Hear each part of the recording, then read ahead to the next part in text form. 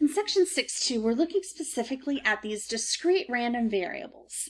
So when we talk about a probability distribution for these variables, we're looking for all the possible outcomes that we could have and the probability associated with them.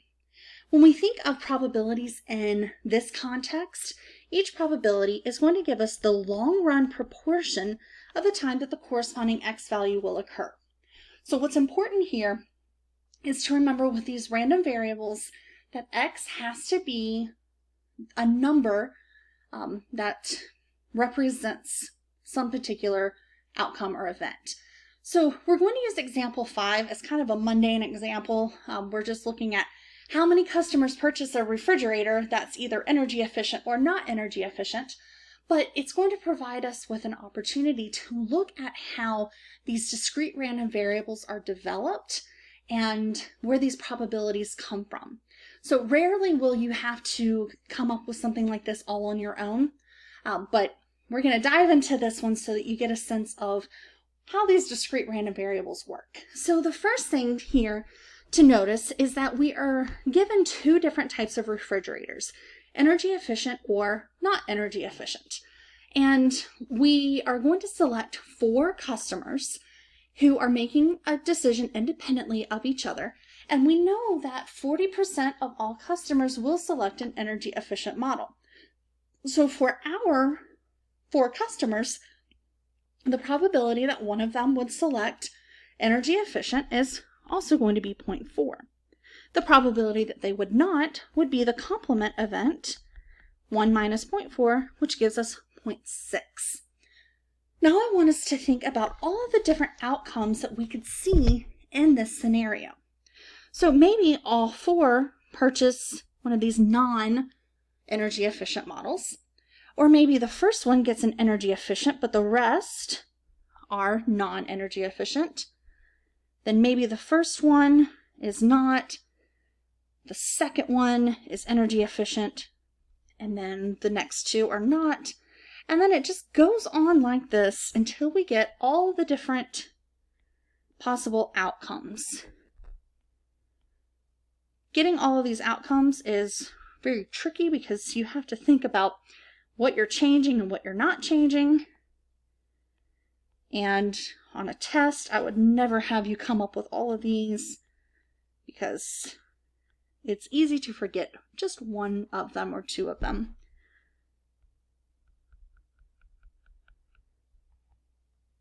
I'm going to come back and give myself some more space for that one.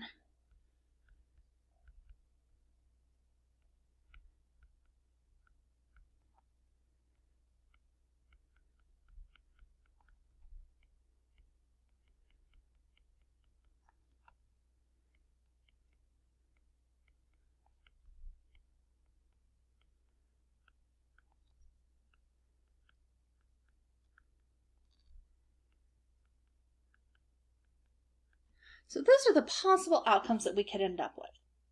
But what we now need to think about defining is what the random variable would be in this scenario. So we have to count something with these random variables. And in this case, we could count how many purchase an energy efficient, or we could count how many do not.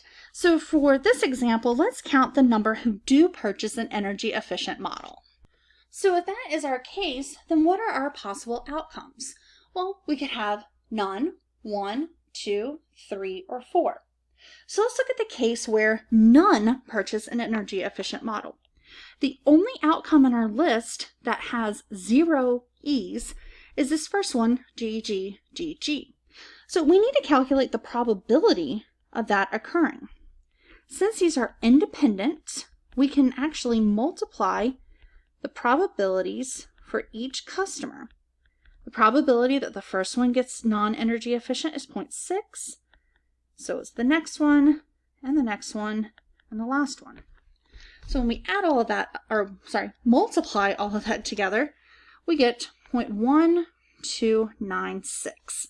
Since that's the only case, that is going to represent the probability that your random variable is 0. No customers purchasing the energy efficient model. But let's take a look now at how many of these have one customer purchasing an energy efficient model.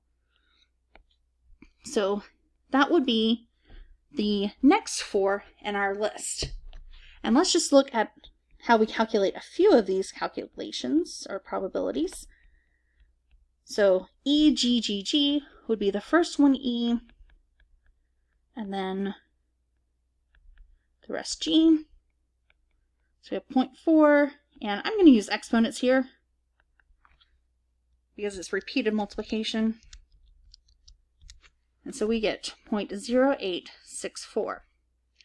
Now, the cases that also have one energy efficient customer will end up having the same numbers multiplied together. It'll just be in a different order.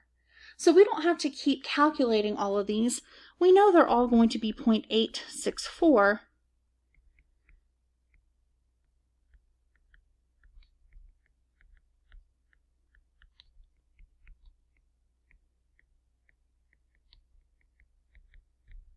So these 4 events represent the outcomes where X has a value of 1.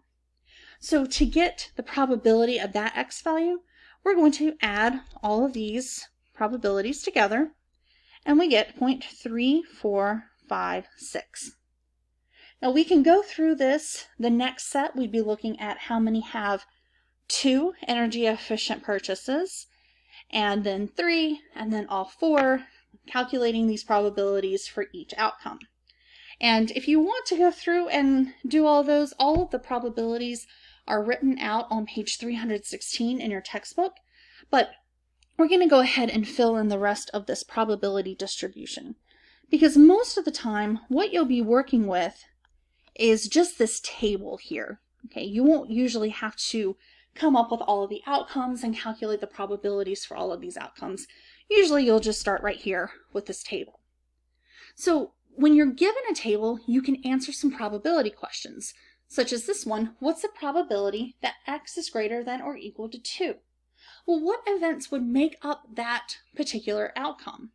Well, that would be the probability that X equals 2, or the probability that X equals 3, or the probability that X equals 4. We can simply add these probabilities together. We have 0.3456, we have 0.1536, and we have 0.0256.